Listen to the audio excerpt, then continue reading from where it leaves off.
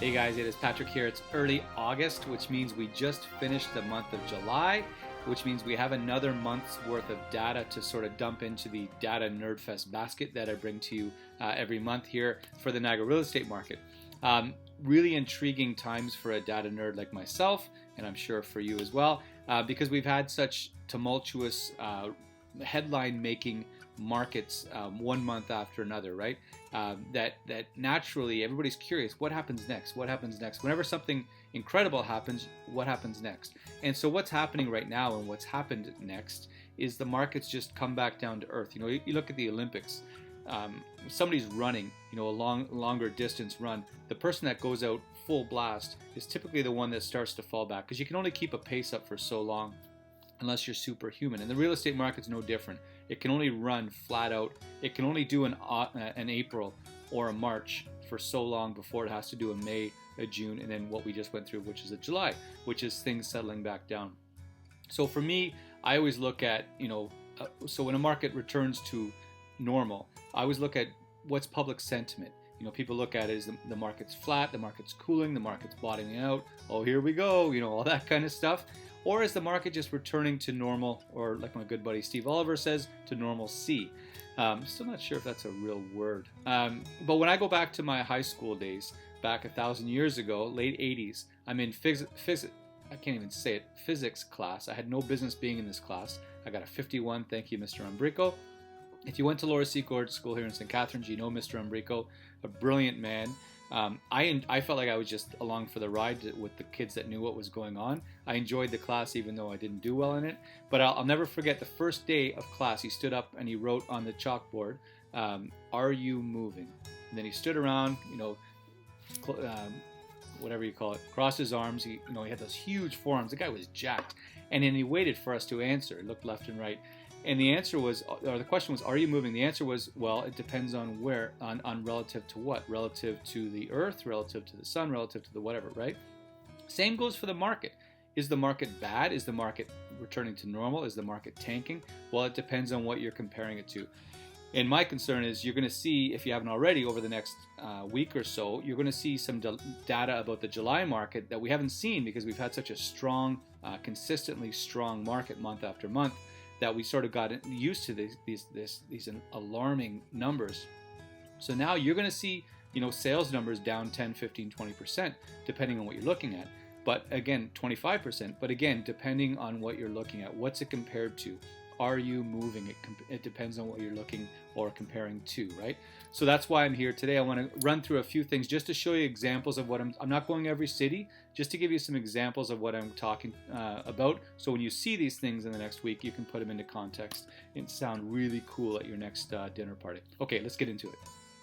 So for the purpose of explaining or putting into context my Mr. Umbrico story with the perspective or the context or comparing things to what, I look at three different ways of comparing what we just had in July 2021. So we're going to look at, number one, July 2021 against July 2020, July 2021 against June 2021, so 1 month to the month previous, and then July 2021 against the last decade of Julys. So July 2011 to July 2020, what was that average? And then compare July 2021 to that average. Okay, so first, right here, down 24%. Are you serious? Yes.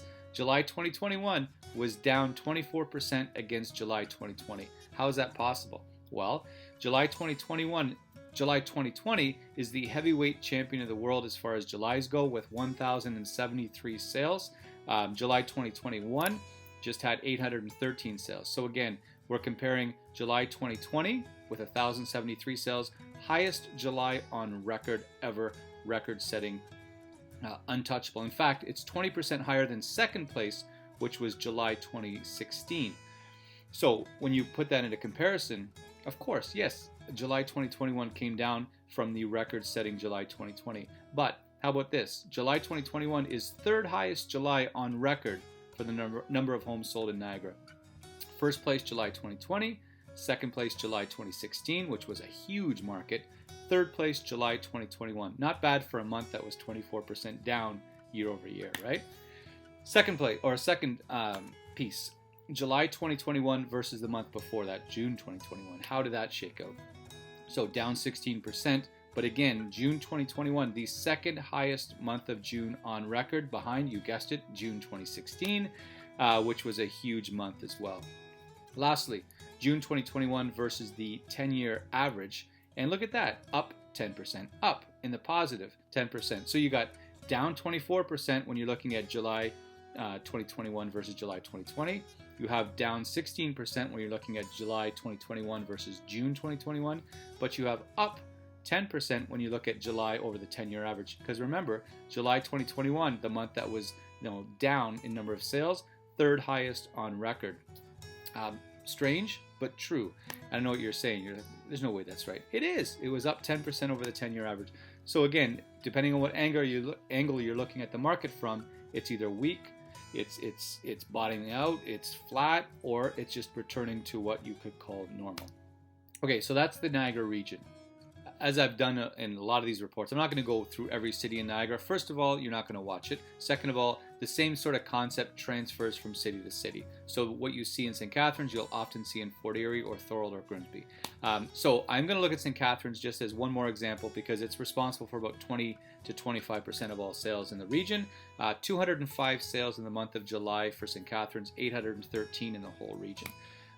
So how did St. Catharines do in this three-pronged comparison thing I'm doing? First, 28%. July 2021 is down 28% when compared to July 2020. But guess what? July 2020 had 285 sales, the highest month of July ever, 22% higher than, guess what? July 2016, which had 234 sales. So same thing going on. July 2016, second place, July 2020. First place, July 2021, yes, down 28%. Fifth place all time. So not third like the Niagara region, but still July 2021 in St. Catharines, fifth all time in the number of homes sold for that month. July 2021 versus June 2021. So 1 month to the next, down 18%. Again, June 2021 was the third highest month of June all time, behind two huge Junes, June 2015 and June 2016, both remarkable markets. We were all running like crazy people, getting to the next house all over the place. The market then was very active. And so again, June 2021, third place behind that. So naturally, a market that is calming, that is coming back to earth. You're going to see July 2021, yes, was 18% down compared to that. Lastly, July 2021 compared to the 10-year average for the month of July, right here, flat, unchanged. So you could say, is it flat, is it cool, or is it returned back down to normal? And in my opinion, that's exactly what it's done. When you look at the last 10 years for the month of July, in comparison to July 2021, almost spot on the average. So you take away the highs, you take away the lows, and you get July 2021 right down the middle. So again, down 28%, down 18%, and then on par, flat, right with the average. So that's the St. Catharines sales market. Again, the same concept, the same trends largely translate market to market. I'm going to show a few other markets in a second, but that shows you, again, relative to what. So when you see these reports come out, think of me, the ginger guy with the weird setup here, talking about what is it relative to, compared to what. Mr. Umbrico talking about, are you moving compared to what, right? So is the market flat? Is the market going down? Is it bad? Well, when you compare it to July 2021 to July 2020, it sure is. It's down 25, 28%, 20%, depending on what city you are. But again, July 2021 compared to July 2020, not necessarily a great comparison. Because they were sort of two different times. Okay, so that's that. Okay, so if you have any questions on what I'm talking about at all, I'm going to explain it to you so clearly right now it's going to be ridiculous. So here is the number of new listings and the number of homes sold for the Niagara region, for St. Catharines, for Niagara Falls and Welland, which are 1, 2, and 3 in the total number of homes sold in the Niagara region. They are a fair representation of what's going on in general. And so this is going to show you the total number of new listings for 2021 is in the pink line each month, and the black line shows you the average number of new listings and the average number of sales each month for the Niagara region, and then St. Catharines, Niagara Falls, blah, blah. So here's Niagara region, number of new listings. So you can see the average is in the black line. So you can see that 2021, January was lower than the average, right? Then you can see it absolutely exploded into March. We were all excited, but you can see it's come right back down to July was actually below average for the number of new listings. So again, that's a market that's back to being undersupplied. So what happened with sales? You can see March and April, unquestionably huge months, but what has happened? You've seen it sort of dovetail, right? You saw January was closer to the average, and you see the markets come back to normal, where July was higher than the average, but marginally. St. Catharines, number of new listings, all over the place. Why? Not really sure. 4 of 7 months have been below average so far in 2021 for new listing inventory in St. Catharines, which has only exacerbated the problem, right? Because there's really strong demand, but it's been a weird year for new listing inventory. Aside from March, which you can see is way up there, doing really well. Good job, March. We're proud of you. But then here we are back into July, which was really undersupplied. You can see how much lower that pink line, which represents 2021 total for the month of July. At the end, see where it's below the black line, and then the average being above. So again, undersupplied. So what happened with sales? Well, I just talked about it, but you can see March and April, huge historic months, and it's come right back down to where July, number of sales this year, almost identical to the average for the last 10 years. And here we go for Niagara Falls. Same thing, undersupplied the last 4 months. Check out how weak that supply of new listings has been for Niagara Falls. And then here is the number of sales. See how that pink line is so strongly, consistently above the black line? That means well above average sales month to month to month to month. Meanwhile, going back to that new listing where it's the last 4 months have been really flat, and then actually in the negative for the month of July.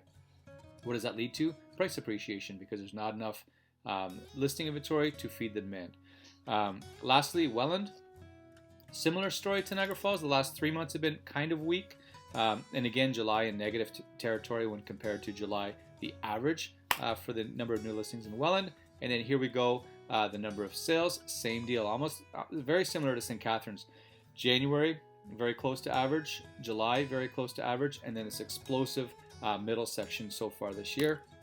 But again, same deal, right? So that's why we're seeing Welland actually has had the last 3 months record average monthly sale prices, month in and month out. And again, when you go back to the new listing inventory, what happened? It's been weak the last 3 months, and sales have been strong. So as a result, the last 3 months in Welland, average sale price has been over $600,000, which is never done before. Okay, so again, that's giving you in graphic format exactly what's been going on month to month as far as the supply of new listings and the number of sales. So there's one last thing to talk about, and that is pricing. What's been going on with that? So I'm going to show you some graphs that are going to show you average sale price going back to January 2020, before COVID really got its grip on us. You'll see what's been going on with monthly sale pricing for all of Niagara. So if you want to skip to the chase, in the description below this video, you're going to see timestamps. So if you want to cut to Grimsby, click on that, and bam, you're in Grimsby, and you're going to learn about the pricing there. But I want to, first of all, full disclosure, I don't have this memorized, so I've got some notes that I'm going to read off because there's a lot to take in here. But I try to look at each city in Niagara and what's going on with pricing, and at least 1 or 2 or 3 interesting facts about it. So first, Niagara Region, $711,000 for the month of July. That's the highest month on record. I've talked about it a ton. The onslaught of sales over $1 million just continues to push and break new records. It's now about 10% of all sales in Niagara, which is a lot more than it was 5 years ago. It's probably tenfold. So again, July 2021, $711,000, the highest on record. Second place was April at $709,000. July 2021 to July 2020, sale price up 22%. St. Catharines, average sale price $630,000 for the month of July. A bit of a retreat after a record-setting June, which was $669,000. But get this, there were 26 sales over $1 million in June 2021 in St. Catharines. 26 sales over $1 million. That's astonishing. So as a result, the average sale price was up significantly higher. So that's why the graph looks a little wonky. But that's why you can't look at monthly data and put a lot of weight into it, right? You got to spread it out. Spread it out. All right. So Niagara Falls, $658,000 for the month of July. It had never cracked, average sale price in Niagara Falls had never cracked $600,000 until January 2021. It has lived in the 600s ever since then. Welland, 616,000 for the month of July. That's the third month in a row over 600,000. And I talked about it earlier. When you pull apart the new listing inventory being weak for the last 3 months and the sales, the number of homes sold has been strong. What do you get? You get 3 months over 600,000, which is a first. Niagara-on-the-Lake, 1.121 million. The average sale price for a year has never cracked $1 million in Niagara-on-the-Lake, and surely that's going to happen this year. Right now it's sitting at 1.091, I think it is, million year to date. But again, July 2021, fourth highest on record at 1.121. Grimsby, 873,000, third highest month all time. Record, June of this year was a record setter at 919,000. So again, it's pulled back a little bit from there, but third highest all time for Grimsby. Lincoln, 857,000, the second highest on record. 10 of 39 sales. So for the month of July, there was 39 sales in Lincoln. 10 of them, so a little bit more than one quarter, were over $1 million. Year to date, Lincoln sitting at 796,000. Thorold, 681,000 for the month of July in Thorold, Ontario. That's the highest month on record. Three of the 49 sales were over $1 million. So again, the median price, I would suggest, is higher than anticipated as well. And for the record, I always get asked about this with Thorold and new construction. There was only one new build in that data. So that's in general the whole city of Thorold just leveling up. Sorry, my phone rang. Fonthill, 879,000 for the month of July. That's the fifth highest on record. In general, Fonthill is just living up in that stratosphere now. Second highest average sale price typically on a monthly basis behind Niagara-on-the-Lake. Year to date at 903,000 for Fonthill so far. So some big numbers getting posted there. Port Colborne. Port Colborne's a city you got to watch. Same with Fort Erie, because the waterfront, the larger estate properties in an area that doesn't get a lot of sales volume can pull the numbers in any direction, right? So Port Colborne, average sale price for July, 766,000. First place by a long shot. But check this out, 48 sales. 10 of the 48 sales were over $1 million. So you take those out, the average sale price was 610,000. So it goes from 766 grand to 610,000 when you take the 10 sales that were well over $1 million out of the numbers. But it's still part of the market, right? It still counts. But again, when you see 766, you think, holy doodles. It's because you had that huge number of higher end properties sell in that one specific month. Fort Erie, kind of the same deal, 665,000 for the month of July. That's again the highest month on record. There was 3 sales in the 2 to 3 million range, which again pushed that average sale price up. So in general, are prices coming down? No, they're not, but the market is less predictable. It's less homogeneous. There's different segments of the market that are doing better than others. So it really is a time to check your numbers and make sure you're on the right path as far as what you're looking to do. But in general, we've seen pricing sort of bounce around up where it's been for the last 2, 3, 4, 5 months. So there has not been a retreat in pricing that people are expecting to see when they see sales down 24%. Well, everything works in relation to what in the other parts of the motor, so to speak, right? So when you have sales that are down, but you have listings that are down, we've talked about this since last spring in 2020. When you have everything come down or everything go up, the market sort of behaves. Pricing will reflect that directly.